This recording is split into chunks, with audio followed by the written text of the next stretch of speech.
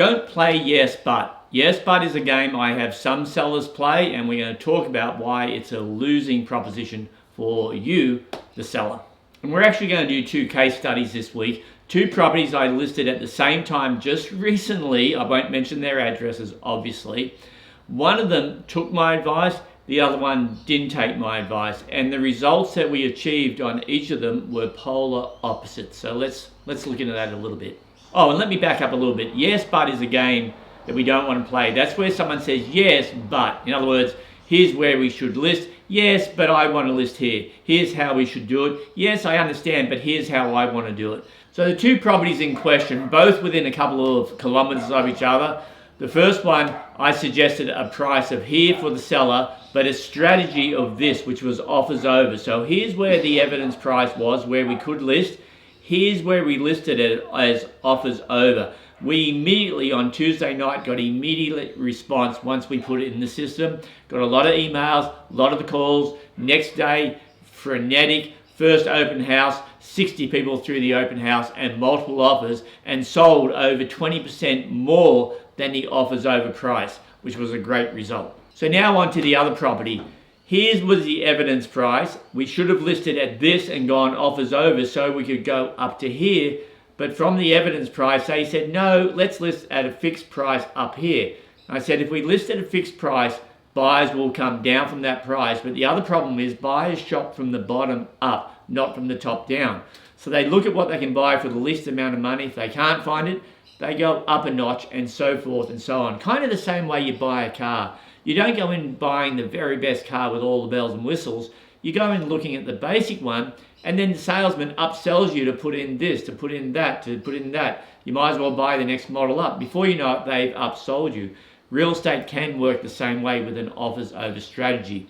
So on the second example, the client did not listen to me. They listed at probably about 15% higher than they should have, and the property is still sitting there now 3 weeks later. The other property sold at the first open. This one has been sitting there for 3 weeks. Nothing's happened. No calls, nothing. We had a little bit of activity the first open house, and by a little bit, I mean one person come through the house because we were just listed way too high. Now, the client's only solution at this point is to do a price reduction, but that doesn't look good in this market because then buyers see it's being reduced, and then buyers just then want to keep reducing it down because they know you were priced too high in the first place. So there's no way to win in that second scenario, which is basically not listening to the expert. And I know I just rattled on then for a fair amount of time, but it's quite frustrating after doing this for so long for people not to just default to, as an agent, I want the most amount of money for your property possible. That's my objective all the time, period. So why not let me do it the way where I think I can get you the most amount of money, rather than second guessing it and thinking you know a better way, which you don't. So, put all that in a nutshell, as Austin Powers once said, if your agent gives you advice, take it. You ultimately pay them a lot of money for this advice. So there's no downside in not taking it. Let's assume the agent goes too low on the price.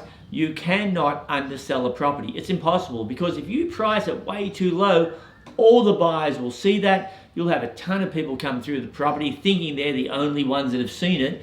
You'll get multiple offers and it will be bid up. So you can't undersell a property. And as a seller, you had the final say on what you accept anyway. So there's no downside in using a strategy that initially looks a little bit low to get to the highest price. So that's it for this week. Might sound like a little bit of a gripe, but it's not. It's just that frustration when sellers don't, again, automatically think I'm looking after them and I only want the best price for them. So that's it. So if you're buying a property, give me a call. Would love to find out what you want and show you what we have coming up on the market. If you're a seller, give me a call and I'll educate you on these strategies and these systems to get you the highest amount of money, because I had that experience. And if you're a landlord and you want to know about our rental guarantees, well, you know what to do.